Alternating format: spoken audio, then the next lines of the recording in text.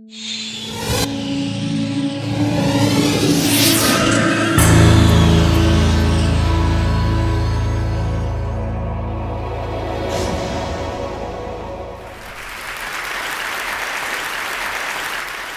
I want to start with the question, when was the last time you were called childish? For kids like me, being called childish can be a frequent occurrence. Every time we make irrational demands, exhibit irresponsible behavior, or display any other signs of being normal American citizens, we are called childish. Which really bothers me. After all, take a look at these events.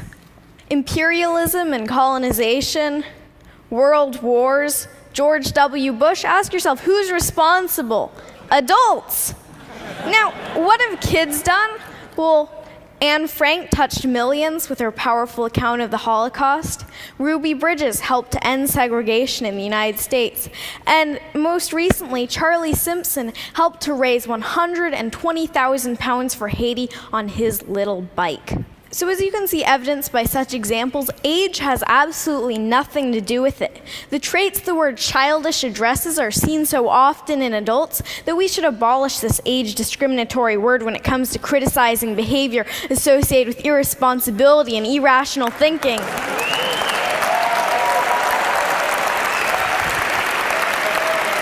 Thank you.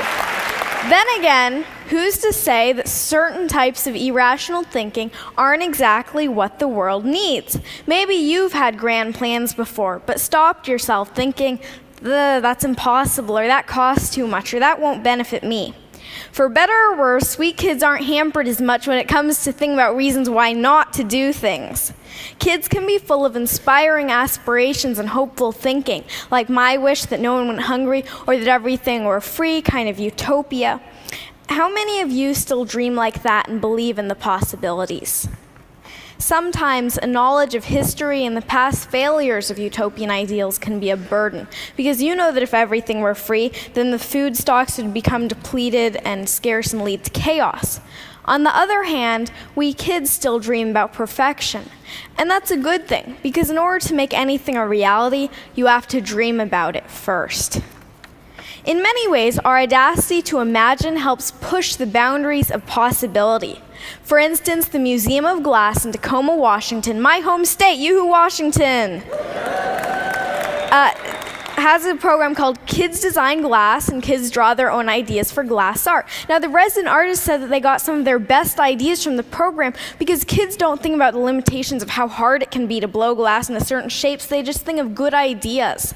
Now, when you think of glass, you might think of colorful Chihuly designs or maybe Italian vases, but kids challenge glass artists to go beyond that, into the realm of broken-hearted snakes and bacon boys, who you can see as meat vision. Now, our inherent wisdom doesn't have to be insider's knowledge. Kids already do a lot of learning from adults, and we have a lot to share. I think that adults should start learning from kids. Now, I do most of my speaking in front of an education crowd, teachers and students, and I like this analogy. It shouldn't just be a teacher at the head of the classroom telling students, do this, do that. The students should teach their teachers. Learning between grown-ups and kids should be reciprocal. The reality, unfortunately, is a little different, and it has a lot to do with trust, or a lack of it. Now, if you don't trust someone, you place restrictions on them, right? If I doubt my older sister's ability to pay back the 10% interest I established on her last loan, I'm going to withhold her ability to get more money from me until she pays it back. True story, by the way. Now, adults seem to have a prevalently restrictive attitude towards kids, from every don't do that, don't do this in the school handbook, to restrictions on school internet use. As history points out, regimes become oppressive when they're fearful about keeping control. And although adults may not be quite at the level of totalitarian regimes, kids have no or very little say in making the rules, when really the attitude should be reciprocal, meaning that the adult population should learn and take into account the wishes of the younger population. Now, what's even worse than restriction is that adults often underestimate kids' abilities. We love challenges, but when expectations are low, trust me, we will sing to them. My own parents had anything but low expectations for me and my sister. Okay, so they didn't tell us to become doctors or lawyers or anything like that.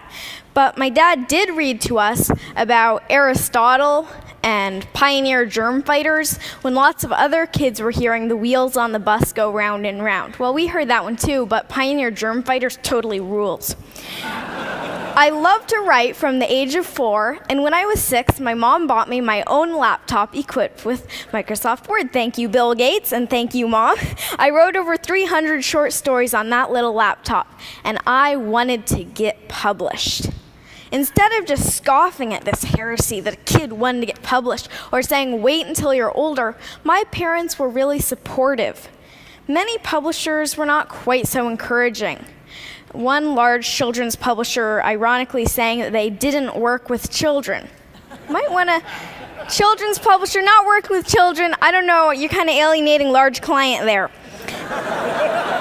Now, one publisher, Action Publishing, was willing to take that leap and trust me and to listen to what I had to say. They published my first book, Flying Fingers, you see it here, and from there on, it's gone to speaking at hundreds of schools, keynoting to thousands of educators, and finally today, speaking to you. I appreciate your attention today because to show that you truly care, you listen. But there's a problem with this rosy picture of kids being so much better than adults. Kids grow up and become adults just like you. Or just like you? Really? The goal is not to turn kids into your kind of adult, but rather better adults than you have been, which may be a little challenging considering your guys' credentials.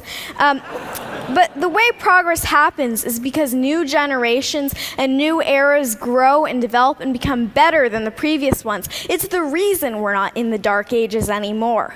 No matter your position or place in life, it is imperative to create opportunities for children so that we can grow up to blow you away. Adults and fellow Tedsters, you need to listen and learn from kids, and trust us and expect more from us. You must lend an ear today because we are the leaders of tomorrow, which means we're going to be taking care of you in your old and senile. No, just kidding. Actually, no, really, we are going to be the next generation, the one who will bring this world forward. And in case you don't think that this really has meaning for you, remember that cloning is possible, and that involves going through childhood again, in which case you will want to be heard just like my generation. Now, the world needs opportunities for new leaders and new ideas. Kids need opportunities to lead and succeed. Are you ready to make the match? Because the world's problems shouldn't be the human family's heirloom. Thank you. Thank you. Thank you.